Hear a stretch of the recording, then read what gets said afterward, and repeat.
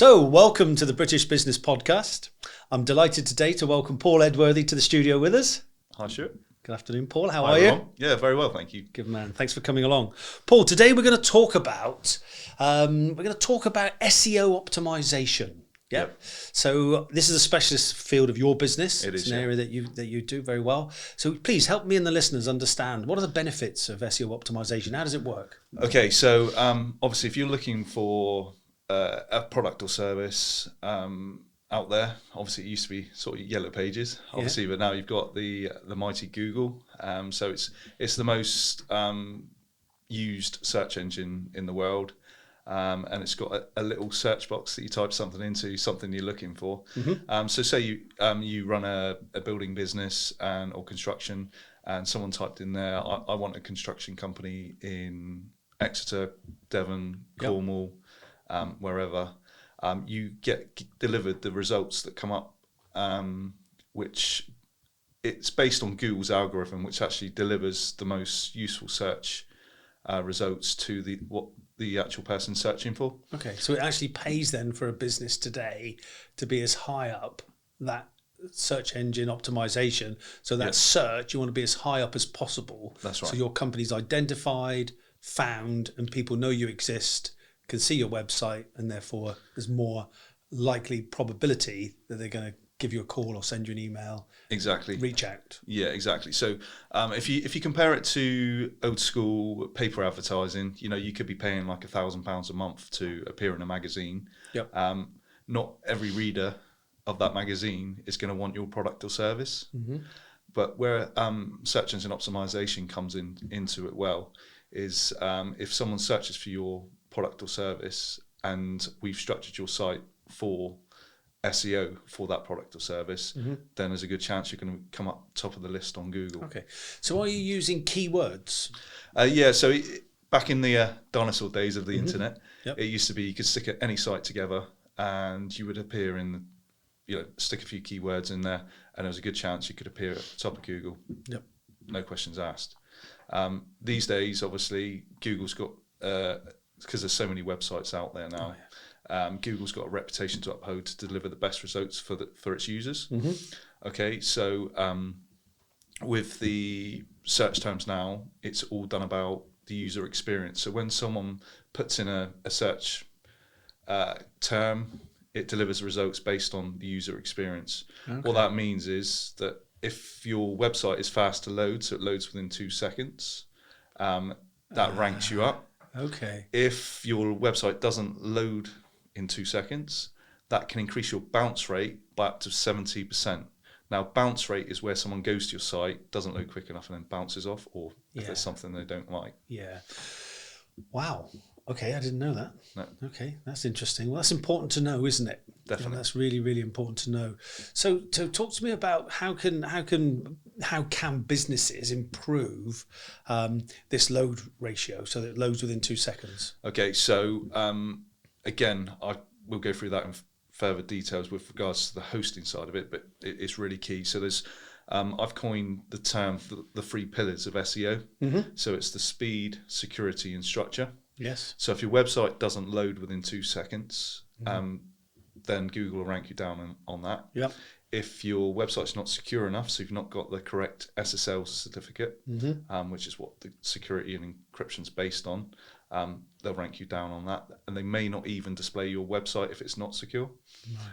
And the third one is the structure. So how the structure works is, have you been to a website before where there's lots going on the actual page? And it's just taking a long time to load. Exactly. So what sort of determines how quickly it's loaded is what's going on the page. So there could be some sort of JavaScript which mm-hmm. Helps things move in the background. Yeah. And if there's anything like that going on, it can obviously delay the load time. So it's all about how the things work together. Yep. So when you go to the page, does it load quickly? And if you scroll down through, the simpler it is, the quicker you can make it load. Okay.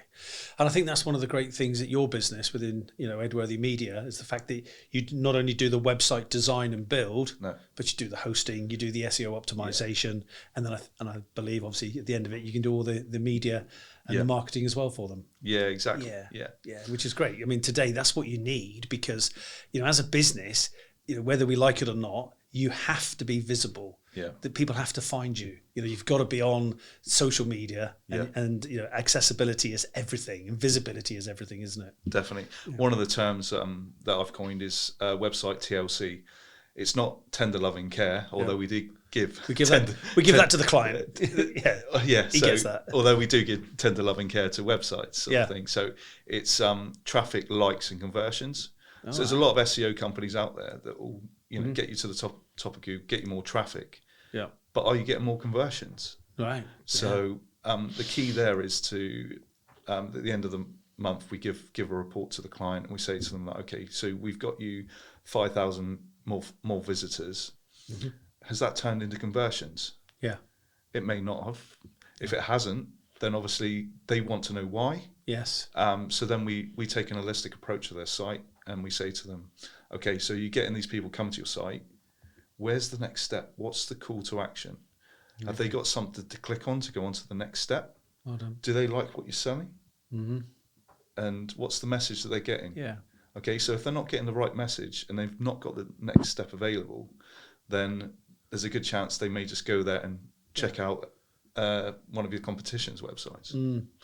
So what I'm seeing then with Edworthy Media, what I'm seeing is that you've got the full turnkey solution from, as I said, from the design of the website, through the SEO optimization of that. So through, the correct analytics, you're getting them up to the top of the search engine, and then you're looking at how many visitors they're getting, how many they're converting, and then you're going to help them convert. Yeah.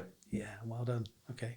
So Paul, I think it's really important today that, we're looking at the environment, we're looking at the world, the climate that we live in, about hosting of websites. Now I know you're into green hosting. Can you just explain to me and the listeners about green hosting, please? Yes, certainly. So obviously we run Edworthy Media and Technology Limited, which obviously predominantly does websites and SEO. Mm-hmm. Okay, so back in 2017, our websites were dropping down the search engine rankings. Mm-hmm. So we looked at it, and it was all down to the speed that the sites were loading. So we looked at what can we do about this? So we looked at alternative servers with third parties, which we were using already. Couldn't find one that really fitted with our brand and also fitted with our requirements. So we had the opportunity to try our own servers. On a server farm which is certified as being powered by renewable energy. Okay. And obviously I had young kids at the time, and all the media coverage about climate change and things like this, I was under the impression okay, so what can we do to help? And there was that opportunity, and I thought, what, I could, when my kids are older, I can, look them in the eye and say, look, I've tried mine. We did our bit. Exactly. We played our part. Exactly. Yeah, so well done. So again, it was something close to my heart. Mm-hmm. But obviously that's fine, that's me, but what about the customer? Are they going to get a good service, or is their website going to be fast? So we trialed a couple of our websites on the actual servers, and we were totally shocked. It was like the sites that were taking 5 to 6 seconds to load were now under 2 seconds. And we were able to provide that service at a lower cost. Yeah. So obviously more margin for us, but actually we're doing good for the environment as well. Lower cost for the customer. Yeah. So they were happy. So I had a look at a few domain names that were available at the time, and it's obviously moving from websites to hosting. It's a bit of dynamics there, and so we thought of the name Dynamic Servers. So Dynamic Servers Limited was started in 2017. And we've got over 200 clients on our servers now. But back in the day when we started, it was sort of thing, well, okay, so that's great, it's all green, but how do we get this certified? So we got in contact with a guy called Ian McQuone. He's from the Cheltenham area, and he runs an organisation called Go Climate Positive. Okay. So Go Climate Positive take a look at your organisation. It's not just obviously your organisation. You've got suppliers and things like that. So they go right back through the chain to look at your carbon footprint. And we were the first company that they took on that was already carbon negative. Wow. So in the last year, we've saved 8 tons more CO2 than we've produced. Okay. So it's a great thing to. And Paul, that's really important for businesses today because we get measured now, don't we? Yeah. We're accountable, so we get measured. So what we have here is a great opportunity for businesses to become carbon negative, to contribute to their reduction, to become climate friendly and green. Exactly. So we can host our website and our servers in a carbon neutral environment. Yeah. So again, as a business, I think every business wants to and has a responsibility actually to ensure that we're doing our bit. Yeah. And now through your business, through dynamic servers, we can actually host our servers and our websites in a carbon neutral way. And do our bit and contribute. No, exactly that, Stuart. So if I said to you, it's like, what do you need to build a house? Where do you start? If I asked you, where do you start with an actual building a house? I would look at the design to start with. Okay, and what comes in the actual building processes? What do you actually start? I start with the footings at the bottom. Exactly. So it's the foundation. Yes. So when you're building a website, the first thing you take into consideration is the hosting. Yeah. Okay, so that's your foundation. So it's where all your files are stored. Yes. So with Dynamic Servers Limited, we store them on servers which are powered 100% by renewable energy. Yep. And the great thing about it is that your website will load within 2 seconds because of the speed. Yeah. And if I told you that the actual costs was cheaper than what it is with premium hosting packages. Yep. How would that sound? That would sound fantastic. Exactly. Okay. But also that you're reducing your carbon footprint as well. Yeah. Okay. So competitively priced. Yeah. And helping the climate and going carbon neutral. Yeah. Fantastic. Now, Paul, we're going to talk about a subject very close to your heart today. Yes. We're going to talk about a charity that you formed with your wife. Yeah. Yeah, and it's called Lucky Souls. Yeah. And Lucky Souls helps to assist people with neurodiversity. Yes. Which I understand deals with dyslexia, ADHD, maybe autism and Asperger's. Yeah. So tell me, that's obviously something that's very close to your heart. You've gone, to raise awareness by forming a charity called Lucky Souls. Paul, please tell me and the listeners all about it and how you came up with Lucky Souls and what you're going to do. Okay, thanks, Stuart. So it's there to help people that have got people with neurodiversity in their lives. It could be relations, could be friends, could be children, sort of thing. So, and the reason I started it is because my wife and I, Claire, we've got 2 children who are on the autistic spectrum. Okay. Lovely kids, amazing. But we've had a tough time trying to get a diagnosis from the start. It's like Ethan, our boy, he struggled to talk until he was like 5 years old, sort of thing. So we struggled to get a diagnosis. So we go to the place in Exeter that was run by the local authorities. We go there. I think we went there 6 to 8 times over 2 years, and every time we went there, we saw a different paediatrician. Oh, wow. So quite a struggle going over the same story again and again.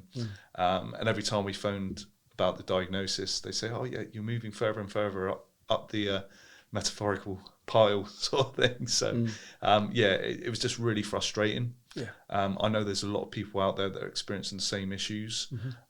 So it's just really what I wanted is to help people, save them those frustrations.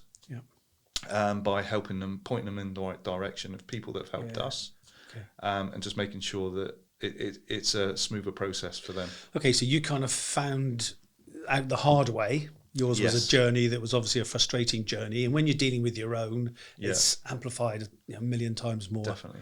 And what you're looking to do now is to help other people, other families, couples, individuals who are about to go or enter the same process. Yeah. Okay. Is there a website available? Yeah, so it's luckysouls.org. Okay. So we're welcoming donations on there. Yep.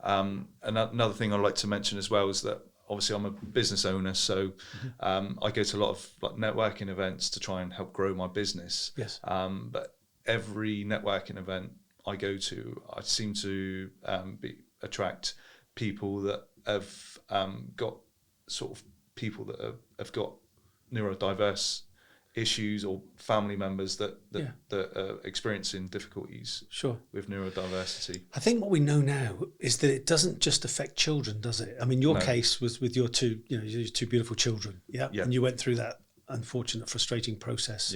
But also there's people who are finding out now in their 40s, aren't they? I met somebody who was 40, never been screened or diagnosed with dyslexia, and then found out that he had dyslexia. He was dyslexic, and therefore everything started to make sense. And it was like, oh, right, now, because somebody was able to sit down with him and explain everything, and it kind of put it all together. So it isn't something that just affects people, young people. No, exactly. A good friend of mine, Vic Williams, he was diagnosed with dyslexia at age 46. Wow, there you go. And then diagnosed with ADHD in his 50s. Wow. And to see a guy that's sort of smashing it in the business world, sort of thing, he is, and have those sort of difficulties, sort of thing. But part of his role now is actually helping other business owners overcome those hurdles. Indeed, and what it shows is they can be overcome. Yes, they can be overcome, and it's no longer the stigma associated with it. It's acceptable. It's fine. We can deal with it. There's help out there. There's support out there. And what you and your wife have done is fantastic. Put together a charity, luckysouls.org, and you're offering help and support to people who are now coming and having to go through that process. And your plan is to help them as best you can. Yeah, exactly. And it's been really great so far. I've spoken with other people that are dealing with autistic people and also other people with ADHD. One lady, Nicola Haswell, which has come to me, she helps business people with administration. A lot of her clients have got ADHD, and she came to me and said she would like to help and get involved with the charity. I've had organisations, a friend of mine called Chris Fleet, he's helped me by offering his services with horses and things like that, so that autistic people or people that need a little bit of help with anxiety and things like that, help to sort of relax them. Another friend of mine said that they've got a surf school in Newquay, and they'd be happy to let them use the hostel and go training how to surf or learning, shall I say. There's some great people out there. And how the charity works is that we look for donations. It's going to be all transparent. I'm not looking to draw a penny from it. It's all going into the actual fund. And so say, for instance, someone comes to us and say, look, my child's got autism issues, or we're not too sure, then what we can do is point them in the right direction. If they can afford it themselves, then that's great. They just move on. If they can't afford it, then what they do is come to us. We'll have some qualifying questions, and with those qualifying questions, we work out whether it's financially viable for them. If it's not, then we reach out to our trustees, and they make the decision. Okay, let's give them some help. Let's fund it for them. Perfect. So it's that side of things we're looking to do. Absolutely fantastic. Paul, can't commend you and your wife enough for this one. No. Again, for the listeners today, luckysouls.org. Yes. Fantastic. Thanks, Stuart.